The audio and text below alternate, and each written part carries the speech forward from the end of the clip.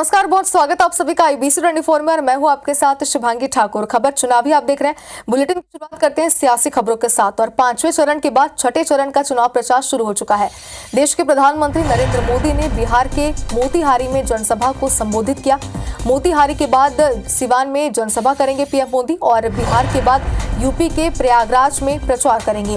फूलपुर और इलाहाबाद लोकसभा सीट पर प्रचार करेंगे और बीजेपी प्रत्याशियों के लिए वोट की अपील यहां पर करेंगे। तो लगातार विशाल जनसभाएं हैं जिसे पीएम मोदी संबोधित करेंगे। ये वो सभी सीटें हैं जहां पर छठे चरण में चुनाव होने वाले हैं, मतदान होने वाले हैं, जिसके लिए अब प्रधानमंत्री नरेंद्र मोदी लगातार विशाल जनसभाओं को संबोधित कर रहे हैं। इसी के तहत बीजेपी प्रत्याशियों के लिए जनसभा को संबोधित करेंगे।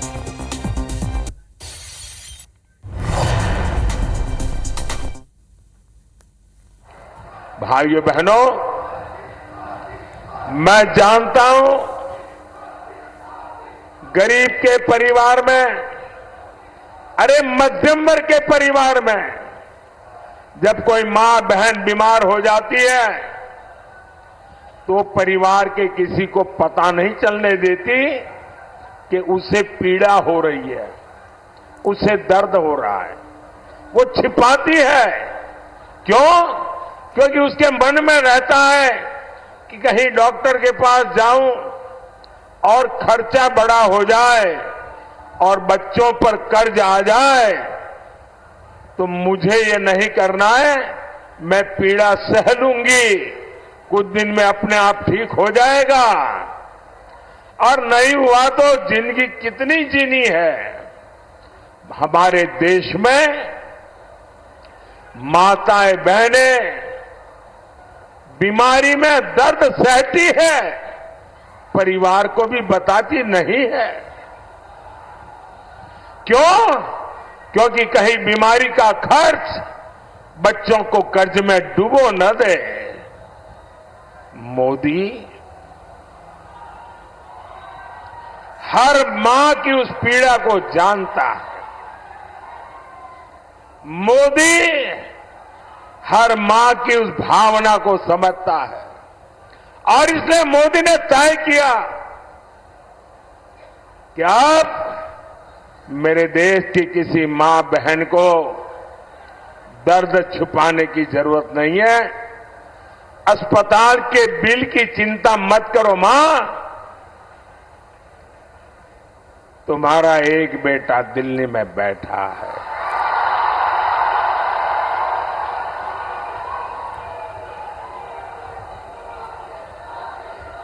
अब तुम्हारी बीमारी का खर्च ये तुम्हारा बेटा उठाएगा। अरे भाई, मोदी तो गरीब की सेवा के लिए ही तो पैदा हुआ है।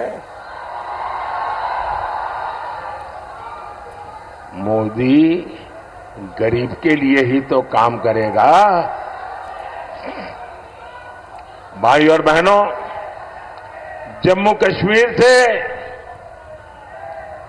आर्टिकल 370 हटाना हो, राम मंदिर का निर्माण हो,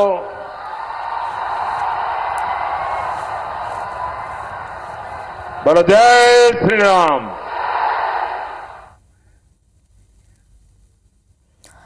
तो प्रधानमंत्री नरेंद्र मोदी को आप सुन रहे थे। अब आगे बढ़ते हैं और इधर पुरी में बीजेपी उम्मीदवार संबित पात्रा की जुबान फिसल गई। भगवान जगन्नाथ को उन्होंने मोदी का भक्त ही यहां पर बता डाला। पुरी से बीजेपी उम्मीदवार हैं संबित पात्रा। संबित ने जुबान फिसलना स्वीकार भी किया। 3 दिन उपवास रखकर पश्चाताप करूंगा, ये बात उन्होंने कही। संबित पात्रा के बयान पर सीएम नवीन पटनायक भी भड़क उठे।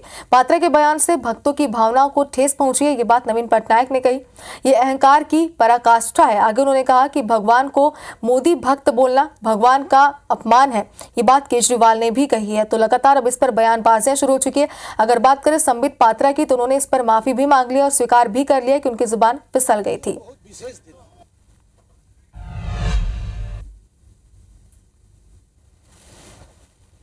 मोदी को देखा लक्षाधि लक्ष लोक आसछन्ति मोदी भक्त जगन्नाथ आम सब हूँ मोदी परिवारजन ये जो अद्भुत दृश्य मु तो मोर इमोशन कंट्रोल कर पारुनी आ मत लगुच ये सब ओडिया आज गोटे बहुत विशेष दिन।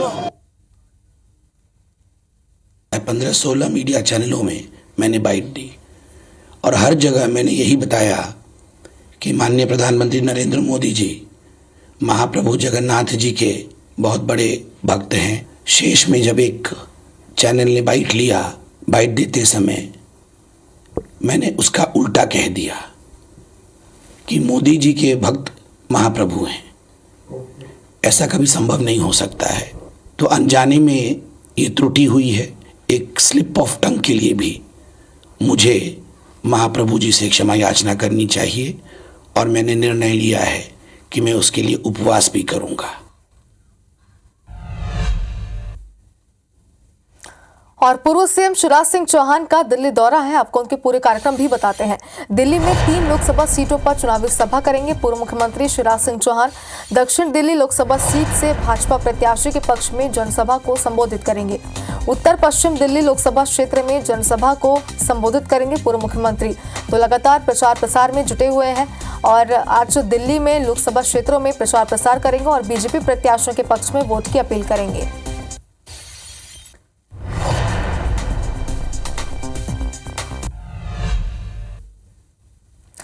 और आज उत्तर प्रदेश में प्रियंका और डिंपल एक साथ नजर आने वाली है। आपको बता दें कि कांग्रेस नेता प्रियंका गांधी आज समाजवादी पार्टी नेता डिंपल यादव के साथ प्रचार करेंगी। प्रयागराज में आज संयुक्त रोड शो होगा। विशाल मेगा रोड शो का आयोजन यहाँ पर किया जा रहा है, जिसे ये दोनों ही संबोधित करते हुए यहाँ पर नजर आएंगे, रोड शो में शामिल होंगे, जिसके बाद विशाल जनसभा का आयोजन भी किया जा रहा है। तो दोनों ही दिग्गज जो है वो आज साथ में प्रचार प्रसार करते हुए बीजेपी प्रत्याशी के समर्थन में वोट की अपील करते नजर आएंगे। रोड शो की अगर बात करें तो मेगा रोड शो होगा, जिसकी तैयारियां भी पूरी हो चुकी है।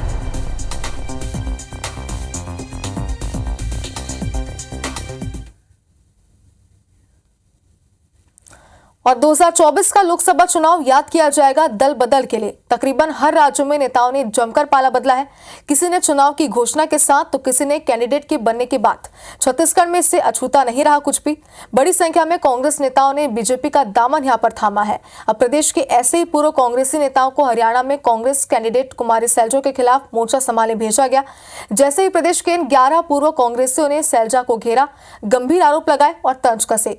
कुमारी सैलजा ने भी पलटवार करते हुए इन पूर्व कांग्रेसियों को नोटिस भेजकर सियासत को गरमा दिया है।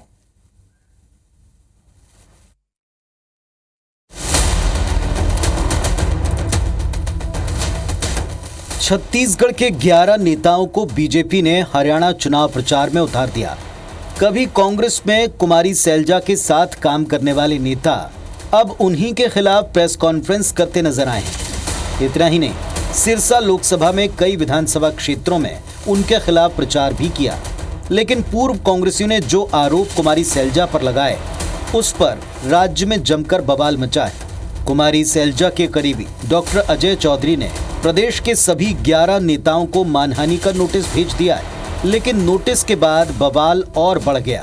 कांग्रेस छोड़ बीजेपी में शामिल हुए चंद्रशेखर शुक्ला ने कहा कि नोटिस से हम घबराने वाले नहीं हैं। लगातार कुमारी सैलजा के खिलाफ प्रचार जारी रहेगा। माननीय कुमारी सैलजा का लीगल नोटिस प्राप्त हुआ है। वो बौखला गई है और इस बौखलाहट में उन्होंने हम लोगों को लीगल नोटिस भेजा है। इस नोटिस से ना हम डरे थे, ना डरने वाले हैं। शक है और इसका बकायदा कानूनी सही प्रत्युत्तर दिया जाएगा। वहीं प्रदेश के दोनों उप मुख्यमंत्री भाजपा नेताओं के साथ खड़े नजर आए। ठीक ही कहा जो भाजपा में शामिल हुए उन लोगों ने, और जो सच था वो कहा। जिसके प्रभार में जो कुछ हुआ उसी को बताया। शराब के घोटाले से कोई नकार नहीं सकता है। ईडी का उसमें प्रेस नोट है, ईडी का उसमें स्टेटमेंट है, ईडी के जांच है, उसमें सब कुछ है। बिल्कुल ठीक कहा है। और ये 11 लोग जो हैं उनको ध्यान आ गया है भाई कि अभी ऐसे सरकारें नहीं चला करती हैं। सरकार को मेहनत करके काम करना चाहिए। देखिए, ये हताशा में भेजा हुआ नोटिस है। उन पर जो आरोप लगाए गए हैं उनका जवाब सैलजा जी को देना चाहिए। जनता के बीच, जनता की अदालत में उसका जवाब देना चाहिए। लीगल नोटिस दिया है तो उसका भी जवाब देंगे, पर ये जनता का सामना नहीं कर पा रहे हैं और इसलिए कानूनी नोटिस का सहारा लेना पड़ रहा है। इधर दूसरी तरफ पूर्व मंत्री शिव डहरिया और पूर्व पीसीसी चीफ धनेंद्र साहू इन नेताओं पर तीखा वार करते नजर आए। शिव डहरिया ने इन नेताओं को इलेक्शन मटेरियल बताया, कहा कि थके हारे नेता हैं, उनकी बातों का कोई महत्व नहीं। धनेंद्र साहू ने कहा कि जो नेता वहां गए वे कांग्रेस में भी रिजेक्टेड थे, वहां भी रिजेक्टेड साबित होंगे। जनता पार्टी ने जिस तरह से एक इलेक्शन मटेरियल के रूप में उपयोग कर रहे हैं और निश्चित रूप से ये थके हारे हुए लोग भारतीय जनता पार्टी के इलेक्शन मटेरियल के रूप में काम कर रहे हैं और आदरणीय शैलजा जी पर आरोप लगाना नितांत घटिया मानसिकता का परिचायक है।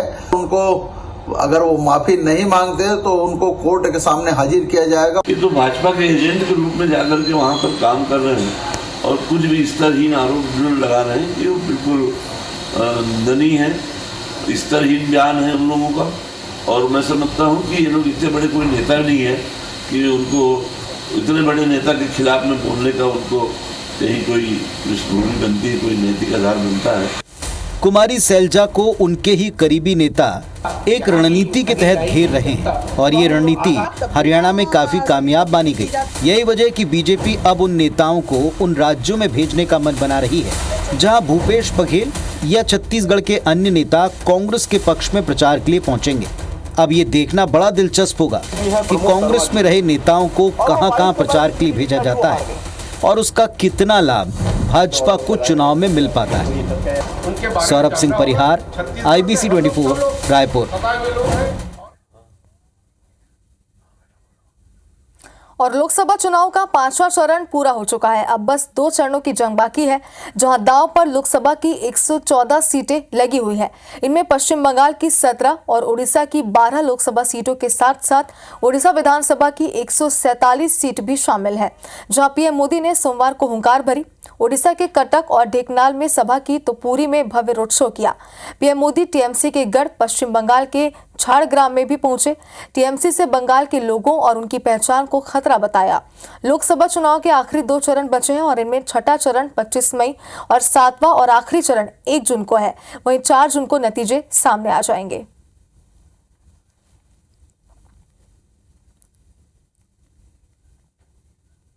तो 2 तस्वीरें आपको दिखा रहे हैं। पहली तस्वीर की अगर बात करें तो मेगा रोड शो यहाँ पर किया गया। उड़ीसा के पुरी से तस्वीरें हैं जहाँ पर रोड शो में देश के प्रधानमंत्री शामिल हुए। दूसरी तस्वीर की अगर बात करें तो ये वो तस्वीर है जहाँ पर प्रधानमंत्री नरेंद्र मोदी ने विशाल जनसभा को यहाँ पर संबोधित किया। साथ ही बीजेपी प्रत्याशी के लिए वोट की अपील भी यहाँ पर करते हुए पीएम मोदी नजर आए। तो विपक्षी पार्टियों पर जमकर हमला भी यहाँ पर पीएम मोदी ने बोला है। और 5वें चरण के बाद जो है पीएम मोदी लगातार 6वें चरण के लिए धुआंधार प्रचार प्रसार कर इसी के तहत उड़ीसा वो पहुंचे हुए थे, जहां पर उन्होंने पहले तो मेगा रोड शो किया और इसके बाद उन्होंने विशाल जनसभा को संबोधित किया। और जैसे कि बीजेपी का ये टारगेट भी था कि लाखों की संख्या में लोगों को जनसभा में जुटाया जाए, तो लाखों की संख्या में लोगों की भीड़ भी यहाँ पर जुटी रही और प्रधानमंत्री नरेंद्र मोदी को समर्थन देने के लिए तमाम लोग यहां पर मौजूद रहे। इसी के साथ ही कार्यकर्ताओं ने विशाल जनसभा की पूरी तैयारियां भी कर ली थी। तो रोड शो की अगर तस्वीरें आप देखें तो जमकर यहाँ पर पार्टी के जो समर्थक है वो नारेबाजी करते हुए यहाँ पर नजर आए। और दूसरी तस्वीर अगर देखें तो यहाँ पर भी देखिए आम जनता का पूरा सपोर्ट पीएम मोदी को यहाँ पर मिलता हुआ नजर आ रहा है। रोड शो की अगर बात करें तो भारी संख्या में स्थानीय लोग थे जो सभी वहाँ पर मौजूद थे। हालांकि रोड शो की वजह से रूट का डायवर्सन किया गया था।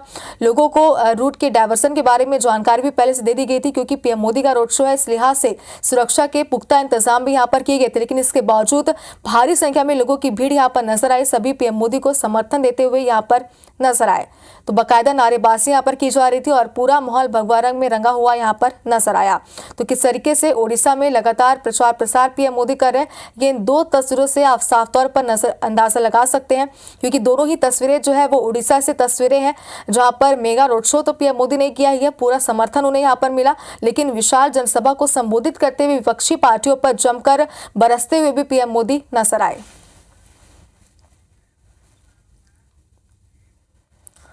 और जैसा कि हमने आपको बताया कि पीएम मोदी ने उड़ीसा में हुंकार भरी और बीजेपी की सरकार का दावा किया। अब की बार उड़ीसा में बीजेपी सरकार, ये बात उन्होंने कही है। 25 साल से उड़ीसा में बीजेडी की सरकार है, ये भी आपको बता दें। और देखिए उनके दौरे पर पूरी एक रिपोर्ट।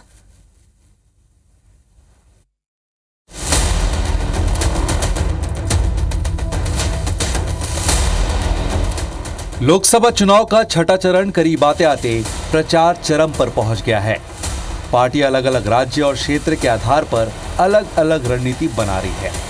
बात अगर उड़ीसा की करें तो यहाँ बीजू जनता दल के तिलिस्म को तोड़ने कांग्रेस और बीजेपी के लिए चुनौती बना हुआ है।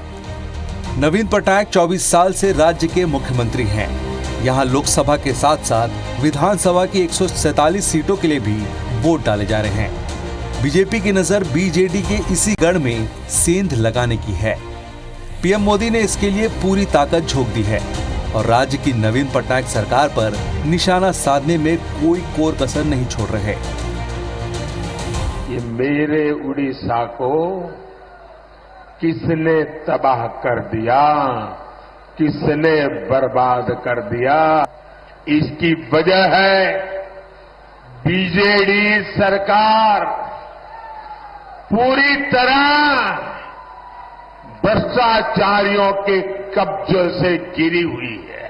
ओडिशा के गांव गांव, गली गली, घर घर से एक ही आवाज आ रही है, ओडिशा में पहली बार डबल इंजन सरकार। पीएम मोदी ने उड़ीसा में पलायन और पिछड़ेपन की समस्या पर भी बीजेडी सरकार को घेरा। वहीं वादा किया कि राज्य में बीजेपी सत्ता में आई तो माफिया की कमर तोड़ देगी। पीएम कांग्रेस के एजेंडे पर निशाना साधने से भी नहीं झुके। एक माफिया है जो हर सेक्टर पर कब्जा करके बैठा हुआ है और वो माफिया ऐसा है कि यहां कंपटीशन आने ही नहीं देता। 10 जून को हमारी सरकार आने दीजिए, भाजपा सरकार इस माफिया की कमर तोड़ने वाली है। उड़ीसा में विधानसभा चुनाव 4 चरणों में हो रहे हैं। सोमवार को इसका दूसरा चरण था। बीजेडी का दावा है कि बीजेपी चाहे जितनी कोशिश कर ले, उड़ीसा में पटनायक सरकार का फिर से बनना तय है। will do very well in the second phase elections, maybe much better than the first phase elections. Honorable Chief Minister's hard work, BJD government's commitment, people have a lot of faith and BJD will sweep the elections in second phase also. 5 मार्च 2000 को नवीन पटनायक पहली बार उड़ीसा के CM बने थे, जिसके बाद हुए लोकसभा और विधानसभा चुनाव में केंद्र सरकार तो कई बार बदल गई, लेकिन राज्य में पटनायक हर बार बेहतर मार्जिन के साथ सत्ता बचाए रखने में कामयाब रहे।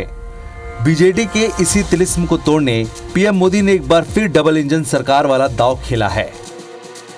Election desk, IBC 24।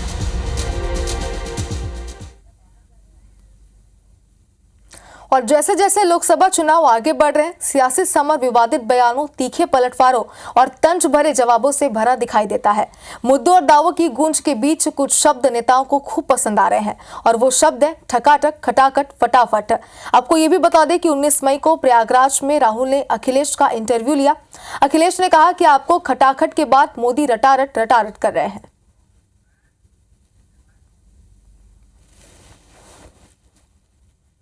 एक तारीख सुबह हिंदुस्तान के करोड़ों गरीब लोग अपना बैंक अकाउंट देखेंगे और जादू से 8,500 रुपए उस महीने के अंदर महिलाओं के बैंक अकाउंट में, भाई और बहनों, जुलाई में देखेंगे 8,500 रुपए, अगस्त में 8,500, सितंबर, अक्टूबर, नवंबर, दिसंबर, खटाखट खटाखट खटाखट खटाखट 8,500। 4 जून के बाद मोदी सरकार बनेगी तो आपको पता है और भी बहुत कुछ होगा। बताओ क्या होगा, बताओ। ये इंडी गठबंधन टूट करके बिखर जाएगा, खटाखट खटाखट।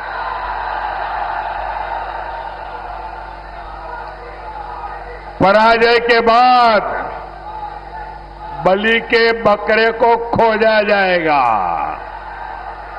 खटाखट खटाखट। और शहजादे,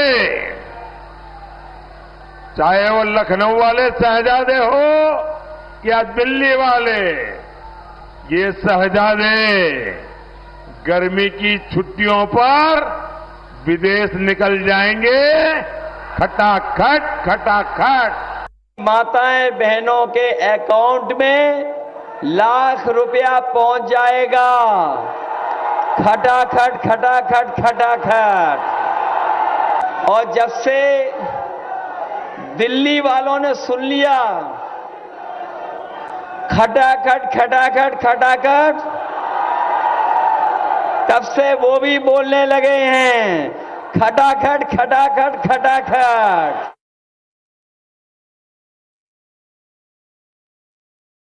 आपने नोट किया कि मोदी जी खटाखट खटाखट खटाखट बोलने शुरू कर दिए। ये आपके खटाखट खटाखट के बाद वो रटारट रटारट रटारट खटाखट।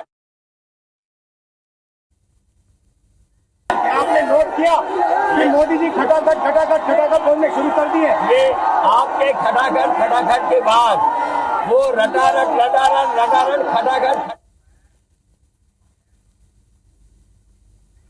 और दिल्ली में आज दिग्गजों का जमावड़ा लगने वाला है। जेपी नड्डा, राजनाथ सिंह, नितिन गडकरी प्रचार प्रसार करेंगे।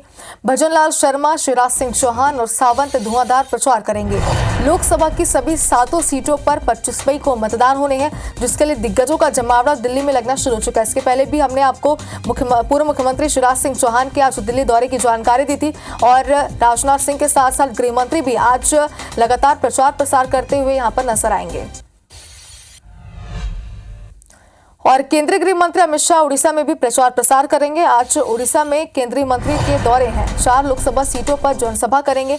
भाजपा प्रत्याशियों के लिए चुनाव प्रचार आज अमित शाह करते हुए नजर आएंगे। तो विशाल जनसभा है जिसे गृह मंत्री अमित शाह संबोधित करेंगे।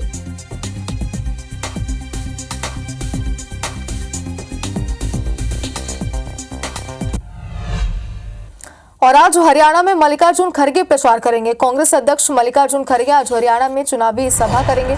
सिरसा लोकसभा क्षेत्र में जनसभा को संबोधित करेंगे। कांग्रेस और इंडिया गठबंधन प्रत्याशियों के लिए प्रचार प्रसार करेंगे। तो दिग्गजों का जमावड़ा लगातार उन सीटों पर लग रहा है जहां पर 6वें चरण में प्रचार मतदान होने हैं। चाहे बात करें बीजेपी की या फिर बात करें कांग्रेस की, तो बता दें कि मल्लिकार्जुन खड़गे भी उड़ीसा के दौरे पर रहने वाले हैं, जहां पर विशाल जनसभा को संबोधित करेंगे। इधर दिल्ली में झारखंड के पूर्व सीएम हेमंत सोरेन की याचिका पर सुनवाई होगी। हेमंत सोरेन की जमानत याचिका पर सुप्रीम कोर्ट में आज सुनवाई होनी है। लोकसभा चुनाव प्रचार के लिए अंतिम जमानत की मांग उन्होंने की थी। रांची जमीन घोटाला केस में सोरेन जेल में बंद है। कल ईडी ने याचिका पर कोर्ट में दलील लगाई थी। तो बता दें कि आज इस पूरे मामले पर सुनवाई होने वाली है। चुनाव प्रचार के लिए अंतरिम जमानत की मांग उन्होंने की थी, जिस पर आज सुनवाई होगी।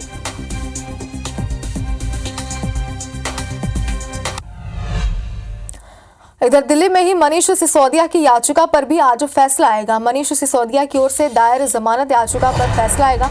दिल्ली हाईकोर्ट शाम 5 बजे फैसला सुनाएगा। सीबीआई और ईडी के मामले में दायर की गई है जमानत याचिका। कथित आबकारी नीति घोटाले में सिसोदिया तिहाड़ जेल में बंद है। जमानत याचिका पर आज फैसला आएगा।